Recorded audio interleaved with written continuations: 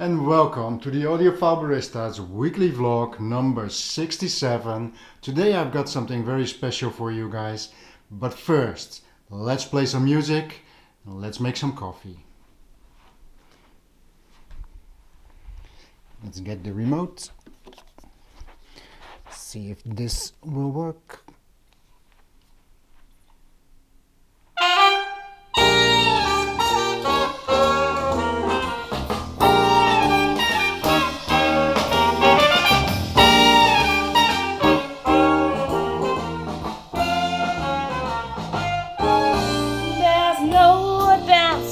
Slow dancing, no dancing at all.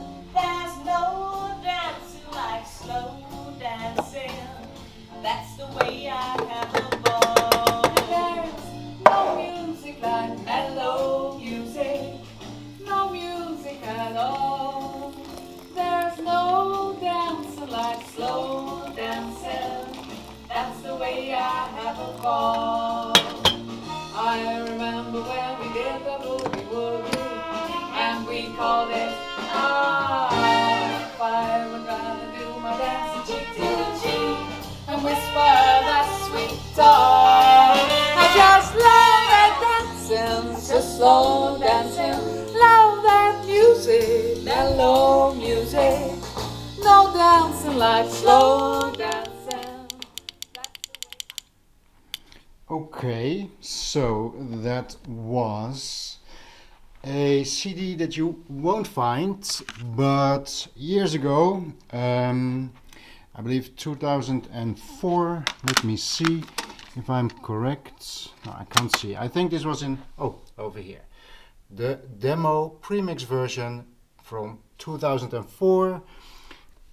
A friend of mine was playing in this band. They were making this CD. I don't even know if it is released, if they ever released it, but they gave me a demo. And one of the things on this channel is to have nice music that I can play without YouTube or any other things bothering me.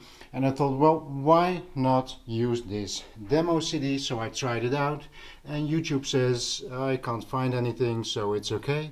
So probably for the coming time you'll be hearing more of that CD.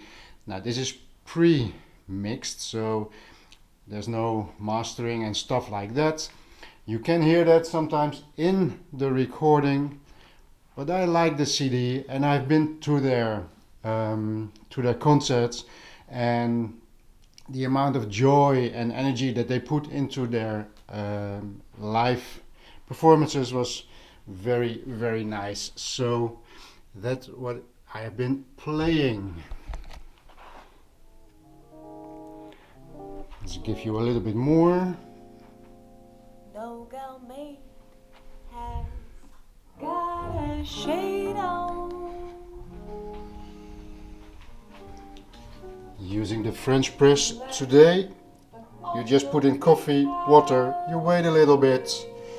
You push the plunger down, you empty your cup, preheat it, and then all you do is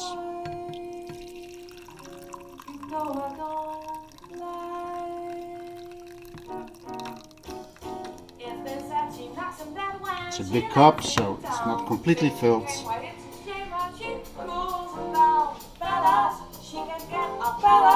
She ain't met Georgia claimed her. Georgia named her Sweet Georgia Brown. No girl mate has got a shade on Sweet Georgia Brown. 2 left feet but also need her Sweet Georgia Brown. They all saw one and that for Sweet Georgia Brown. I tell you just why. You know I don't like not much. Okay, so as you can see, I am playing the Willsenton R8 again and the LS3 5As from SoundArtist review coming up, and I know some people are getting impatient for the reviews, but this week actually what is happy for me is that I ran into some work, but it also took up a lot of my time, so some of these things are going on the back burner, but there is a lot coming. I have some very interesting reviews of, no, not reviews, but systems from subscribers. Really interesting stuff that is coming up. And last week I showed you a little video. David asked you to help him with the problem he had in his loudspeakers. There was a lot of hiss, and many of you commented he has been using a lot of those tips, and he made another video explaining what he did with it and what the result was. So that is what we're going to listen now. Let's go to David. Hello again, Audiophile Barista and viewers. Just wanted to give a quick update on what I did regarding the hiss problem that I was getting through my speakers with the Schiit Mani. Thanks for all the brilliant suggestions, and some of them I tried, and this is what happened. So the first thing was to change the amp. That was suggested by quite a few people. So I went back to my Class D XTC, hooked that up, plugged in the Mani, and basically no change. Lots of hiss still. Nothing really happening there. The second thing, and this was a fault of mine actually, that I didn't have the dip switches set correctly on the Mani. If I just show you at the back here, got these little dip switches, and you've got two different gain settings there. Basically I had them the wrong way around, so I was getting a gain of 48 dB I think instead of 42. And that made a little bit of a difference, but not really significant, I would say. There's still a big issue with the hiss. So basically that wasn't the solution. So I brought out my old friend, the Musical Fidelity A1. I don't know if any of your viewers remember this amp, but it was pretty good at the time. And it's got a phono stage, also got a moving magnet and a moving coil phono stage, which I'm not sure how good that could be on such a sort of mid-level Class A amp. But anyway, I haven't got a moving coil cartridge to try, so that's no use. But anyway, I plugged it in. By the way, this thing runs seriously hot. You don't want to be putting any records on there or anything, otherwise they're going to come out a funny shape, basically. I've done that, so trust me. So I plugged it in, and straight away the hiss was much more marginal. I've got it switched on now, sort of the levels similar to before. You're still going to get some hiss, but nothing like what we were getting before. I mean, you know, it's much less. And so then I switched it on, and I was blown away by it, I have to say. This little thing here, or big thing, you know, that is a good phono stage. That really, in many respects, blew away the Schiit Mani. Yeah, it was just superb. I really enjoyed it. It didn't have the weight, say, as the Beast from the East, but it didn't have the punchiness and dynamics that has, but it was good. It was very good.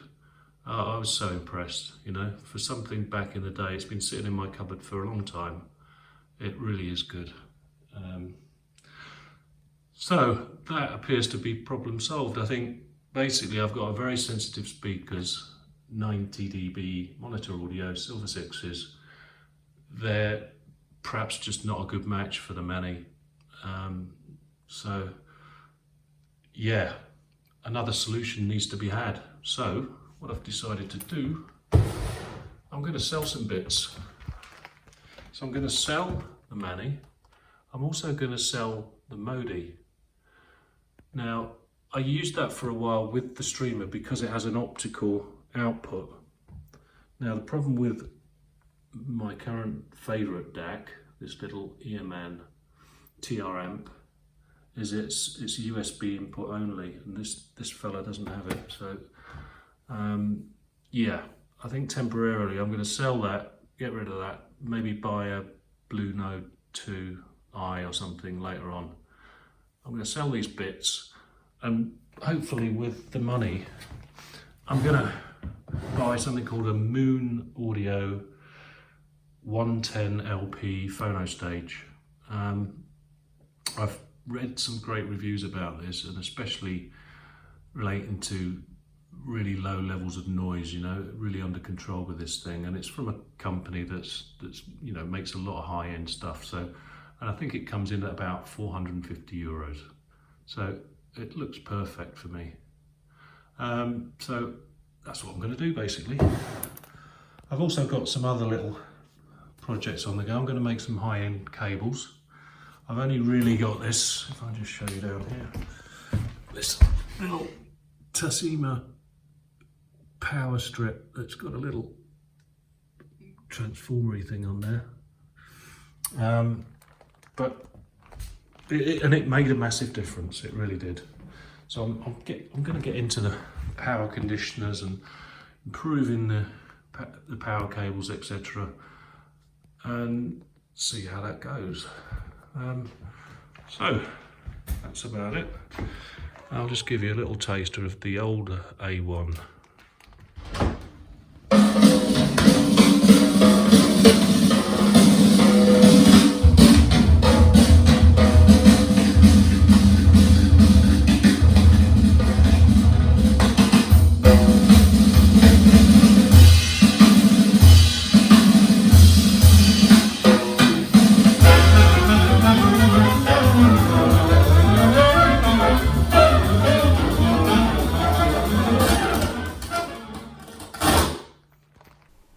And thank you, David, for keeping us up to date.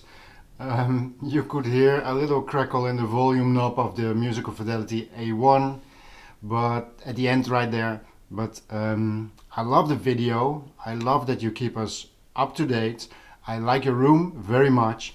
And also the Musical Fidelity A1, I didn't know you had that, so I was very surprised. When I saw the video and you pulling out the Musical Fidelity A1, I was very happy, because that, for those who may have seen my video about my history of all the audio equipment that I have had, this was actually, the Musical Fidelity A1 was actually the first real audiophile quality amplifier that I have had. So for me, those things, I love those things, but they do get really hot. There was this story that you could bake an egg on it, and I'm sure that you could. And for me, in my case, it gave too many problems with the amplifier breaking down because of heat problems, so I sold it.